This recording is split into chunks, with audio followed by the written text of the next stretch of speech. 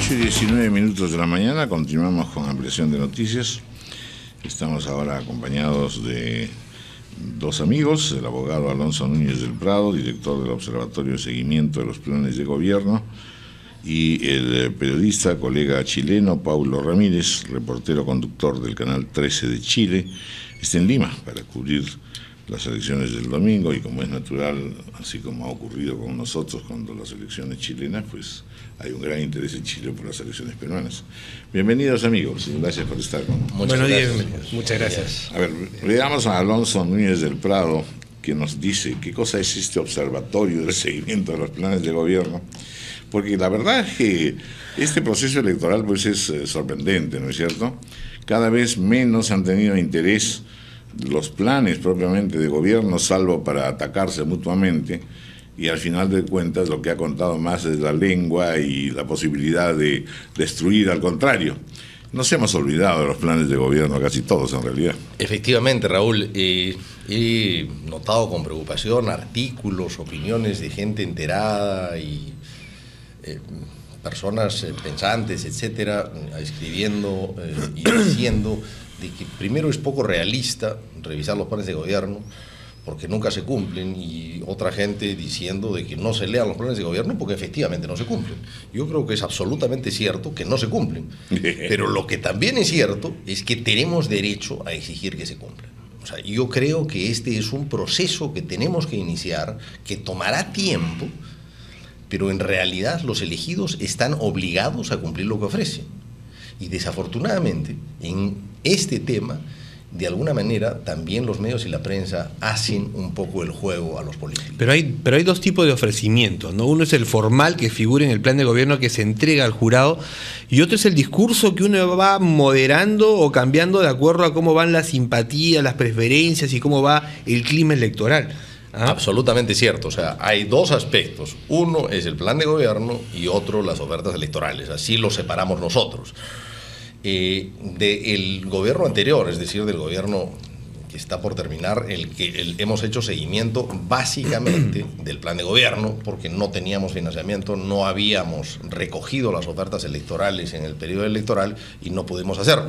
Pero es cierto que el seguimiento se tiene que hacer de ambos aspectos. Y a mí lo que me preocupa de parte de la prensa es el gran eco que tiene en la prensa, en el público en general, los ofrecimientos, y el poco eco que tiene el cumplimiento. O sea, es exactamente lo que pasa es que el cumplimiento se verificará cuando sea gobierno, cuando se llegue al gobierno. Entonces, mientras tanto, lo que ocurre es lo siguiente, es decir, que en realidad lo que se debería exigir en la formulación del plan de gobierno es también toda una parte ideológica, fundamentada, trazar prioridades, porque en el fondo es una especie de rosario de promesas, ¿no es cierto?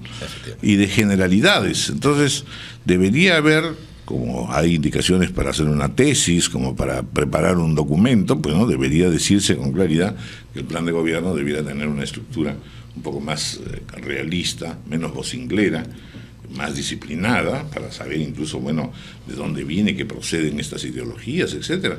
En realidad estamos navegando con aventureros que no sabemos quiénes los han formado, ni qué libros han leído, ni si son marxistas encubiertos y trapaceros. O sea que, entonces, eso no está bien. Estoy completamente de acuerdo. Como tú recordarás, Raúl, nosotros desde el primer día hemos estado insistiendo en la necesidad de que exista por ley una matriz de plan de gobierno. Una matriz que exija una parte ideológica, que exija cifras, números y muy centralmente el cómo.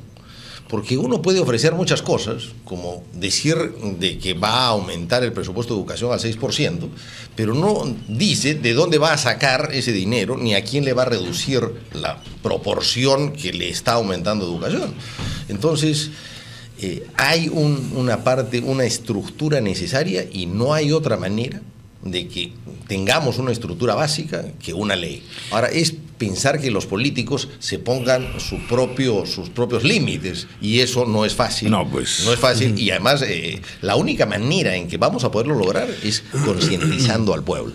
O sea, concientizando a la sociedad civil, que la gente se sienta con derecho a que cumplan y que la gente exija que se cumpla.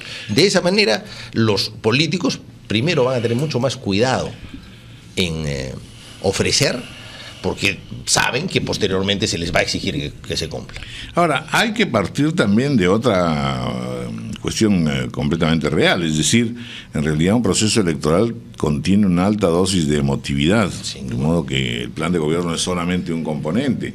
Puede ocurrir que haya un presidente que no tenga un plan de gobierno interesante, pero que sea de una simpatía singular. Los hemos tenido en varias ocasiones, así que no sería novedoso de nuevo. Ese es el demagogo, para comenzar. Esa es la definición clásica de demagogo, efectivamente. El plan de gobierno es la cabeza y al final se gobierna con el corazón muchas veces, ¿no? Y además hay otro tema que hemos notado en el gobierno pasado. Hay un grupo de gente encargada de preparar el plan de gobierno que no necesariamente piensa como piensa el candidato y futuro presidente. O sea, es un grupo probablemente pensante, inteligente, que conoce los temas, etcétera, claro, podrían ser profesores universitarios, etcétera, que no necesariamente comparten ideas con el presidente. Hay un tema que sí me parece central y que se ha olvidado en este proceso, y es el acuerdo nacional. Yo creo eso sí es muy serio, efectivamente. Yo creo que allí se está jugando mucho. Yo creo que definitivamente en todos los debates se debió hacer una comparación, el nivel de adecuación que tienen los planes de gobierno al acuerdo nacional.